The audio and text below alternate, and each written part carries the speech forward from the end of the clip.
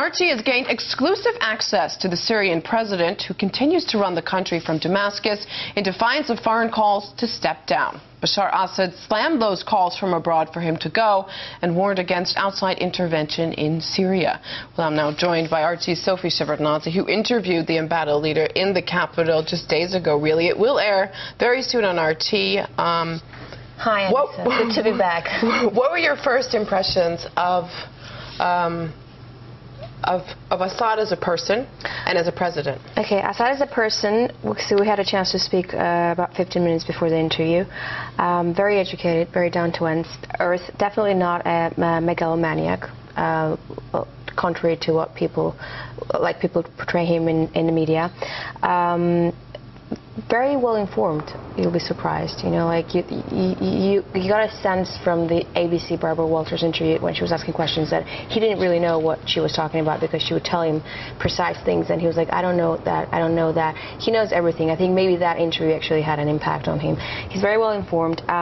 He feels like, I think, that this whole thing that's happening is like a cancer that either he has to beat or he has to die of it, but there is no other way out.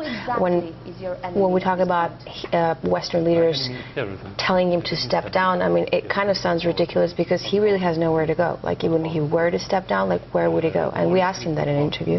So we can actually listen to a piece of the Assad interview, Sophie speaking to him about the push for foreign intervention.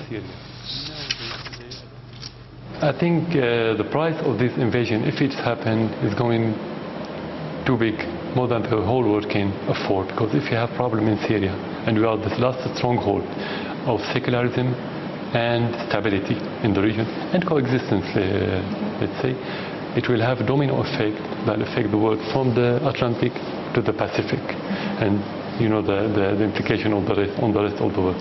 I don't think the West is going in that regard, but if they do so, nobody can tell what's next.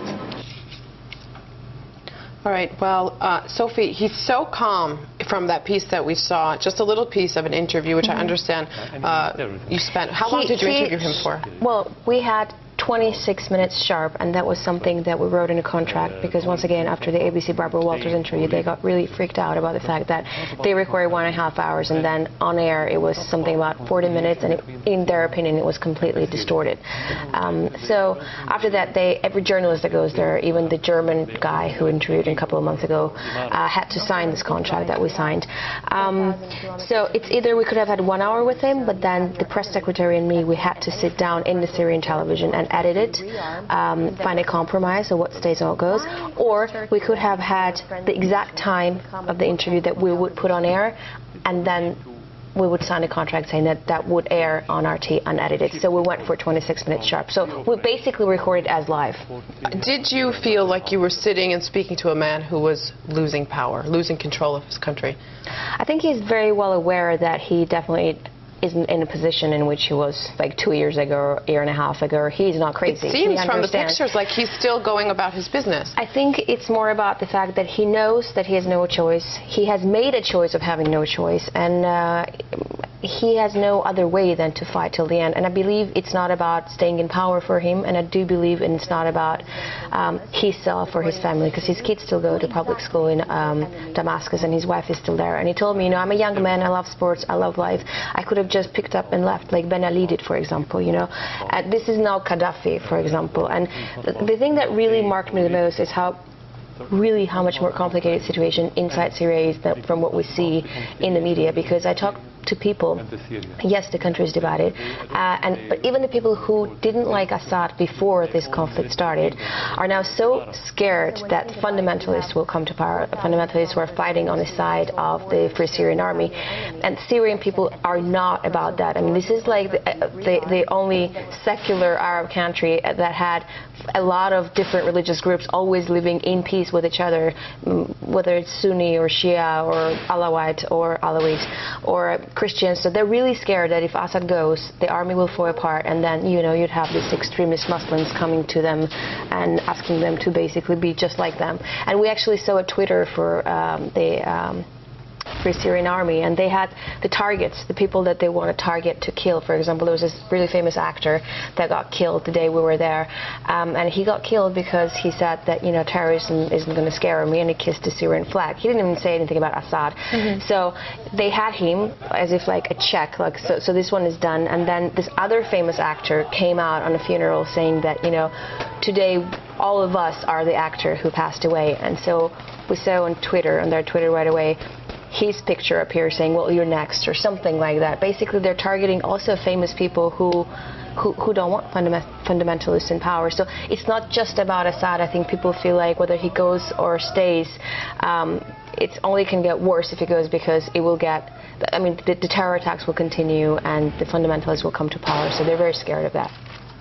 Just briefly, we talked right before you went, Sophie, and you were not exactly thrilled about going, to be honest. I mean, it's a dangerous place. I was very scared. You were scared. I'm not a war reporter, and I'm not used to going to hot Just briefly, spots. as a human being in Damascus, a lot of people not reporting from there. What was it like for you to be there? I think when we arrived, that's when the escalation started. Because from what I understand, terrorist attacks in Damascus would take place maybe every 2 weeks, or like 2 or 3 times. And they're escalating. Yeah, and then we arrived, and every day that we were there for 3.5 days, we had 2 to 3 terrorist attacks. For example, I dared to go into town, walk around the market, talk to people. I even bought an abaya, and it was around 2 o'clock in the afternoon, so you could see all these elementary school kids that flooded those little streets of where the market is, and they were just so beautiful with their like blue shirts, and I was taking pictures of them. And then we went home, and it turns out right at that moment when I was taking photos of those kids, like maybe 10 minutes away from where I was taking pictures, an explosion went on, and 11 kids just like that died.